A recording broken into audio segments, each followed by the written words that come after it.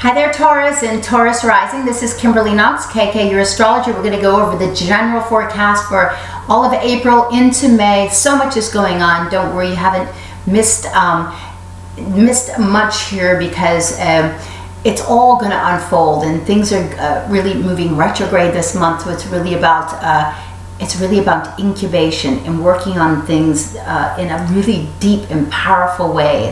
And the fall is going to be the big time when the eclipses are triggered again, and there's more eclipses. So let's get on with this. Taurus, your ruler is Venus, and Venus is now in the sign of Aries, so it's picking up that fire energy of Mars, and it's also in your 12th house here, along with where the new moon was just this past Thursday. So this very powerful new moon with Uranus sitting in the 12th house, saying you are really working on something. This is preparation time.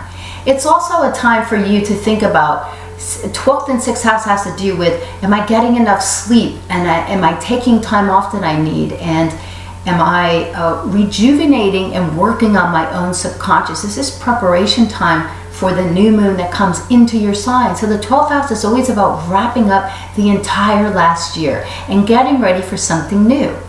Venus is also in that sector too, and so your ruler there behind the scenes. So make sure that you're not doing things that you don't want to later come out. This is really just time to spend alone and quiet, like at home with your sweetheart, seeing movies, maybe going to yoga together.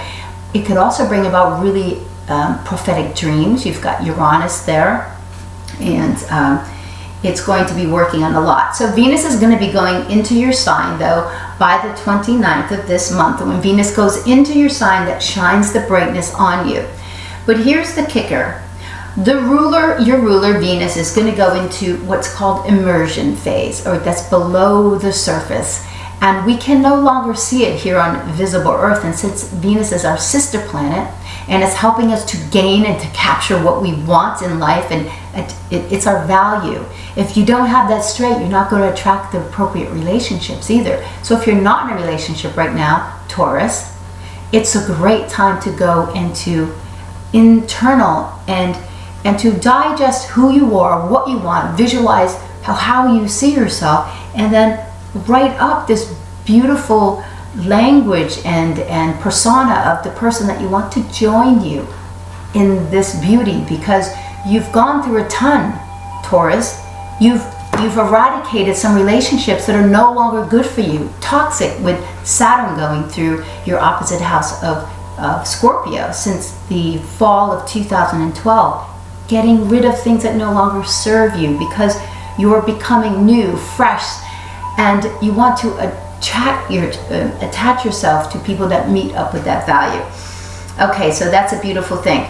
It moves below the surface on April the 18th. This is the day after Mars goes retrograde. Mars is moving retrograde for you in your 8th house.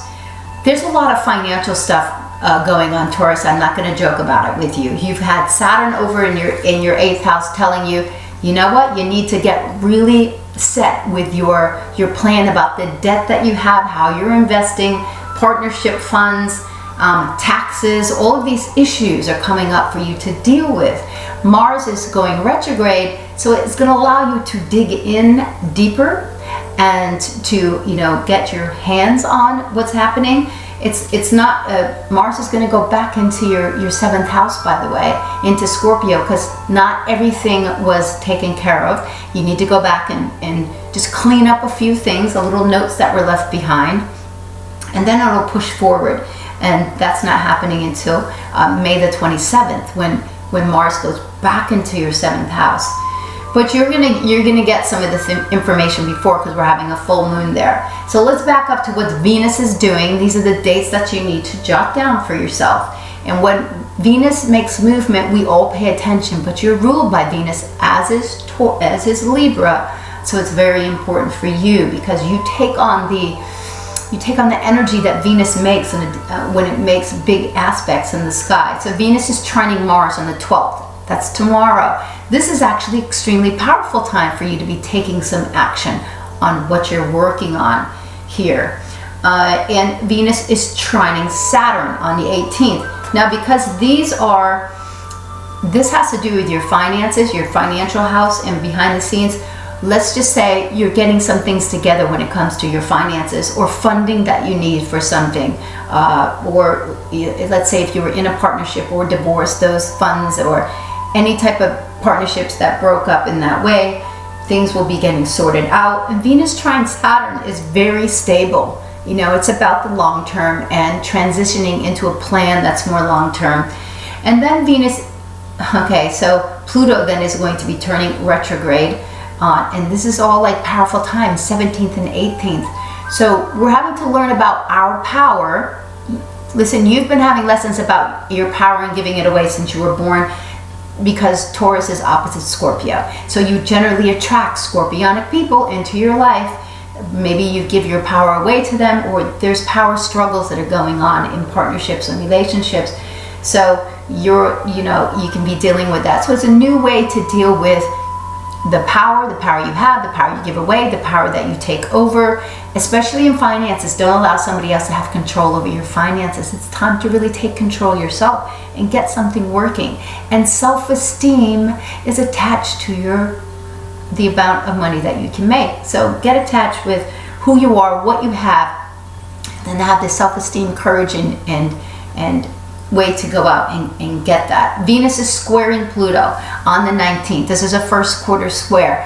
When Venus and Pluto come together, there's a deep passion. Where do I want to put my passion? Misplaced passion. It can be, don't get into jealous rages and a whole bunch of relationship bad energy. I'm talking about, this is where if you want to really take powerful control over your finances, this is the time to do it, okay? The 19th, and then Venus conjoins Uranus on the 22nd. That's kind of fun. That's like get outside the box with what you want to learn. Or it can be fresh new energy into a relationship that you're having. Or things that you've been working on. Do something fun and fresh with your mate, your girlfriend, your boyfriend, your partner. That's a great time to do that. So now we're around the 22nd. That's the exact same day as the full moon in your partnership house. So something fun should be happening around that time, because the 22nd is at 2 degrees of Scorpio. There's a full moon happening in your 7th house. So whatever you started back when the sun was new in Scorpio last fall is coming to a head. What new seeds did you plant? What new partnerships are you working with? This is business and personal. This is mergers. Scorpio is all about merging with another person so that you can achieve something beyond what you can by yourself. It rules life and death. To have a child, you merge together, and death is about leaving this plane after you've accomplished, what you came here to do, and lessons that you came to help other people see and learn yourself as well. So now we're around at the 22nd. We're partway through the month. Decisions.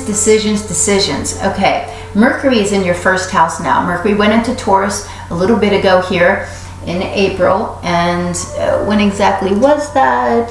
It was on the 5th, so right before the new moon, goes into your first house. We're all thinking and talking about money and our values and what we have to offer. Okay, it's going to be going retrograde from April the 22nd all the way through April 28th through May 22nd. May the 9th is going to come together with the sun in your first house. You'll have some aha moments regarding funding and things like that. But here's some important days. April the 12th, tomorrow. So not only is Venus trining Mars, but Mercury is also in a sextile with Neptune. So that's helping you with, you're going forward with plans and things that you want, but it's also bringing up, Neptune is inspiration and vision. So use that really firmly. Don't let it kind of distract you or to clutter your thinking. The 14th, April the 14th, it's trining Jupiter, and on the 17th is trining your other earth signs. So these earth signs are supporting you in your first house. So these are powerful days for decisions and making